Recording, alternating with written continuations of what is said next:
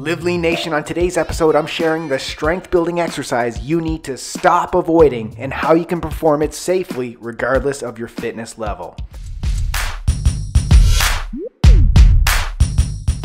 If there's one exercise I'd like to see more people in the gym performing, it's this one: deadlifts. If the sound of that word scares you, you're not alone. One of the biggest fitness myths out there is that deadlifts are bad for your back. Correction. Deadlifts with bad form, like any exercise, is bad for your back. When performed properly, deadlifts are one of the most functional, real-life movements that is beneficial for everyone. If you're new to properly performing the deadlift, here are a few deadlift progressions that I recommend you start with. These deadlift progressions are in order of beginner to advanced deadlift variations. I like to start beginners with the Kettlebell Deadlift, as you can safely get your body in position without overloading it with a lot of weight while you learn the proper hip hinge movement.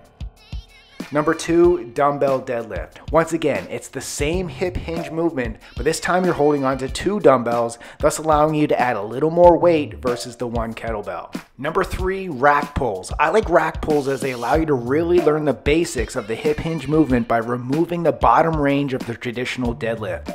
The bottom range of the deadlift movement, when performed incorrectly, is where a lot of people can get hurt with excessive rounding of their lower back.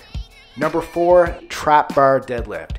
I really like the trap bar deadlift as a progression to start using heavier weight, as the design of the trap bar allows you to step inside of it, which puts a load of the bar throughout the center of your body rather than out in front of your body. This can alleviate some of the stress on your lower back. And number 5, the Barbell Sumo Deadlift. You'll see many powerlifters use the Barbell Sumo Deadlift as the wide stance reduces the distance that the bar needs to move, but I like it because it's easier to keep your chest and back more upright, thus reducing the stress on your lower back. And number 6, Barbell Deadlifts, the granddaddy of all deadlifts. Since the barbell is in front of your shins, it requires more lower back and core strength to lift the bar safely. Once again, in the video description below, I've linked up the full exercise demonstration video and guide to all of these deadlift variations. So if the deadlift is not a primary exercise in your workout program, it's extremely important that you focus on form first.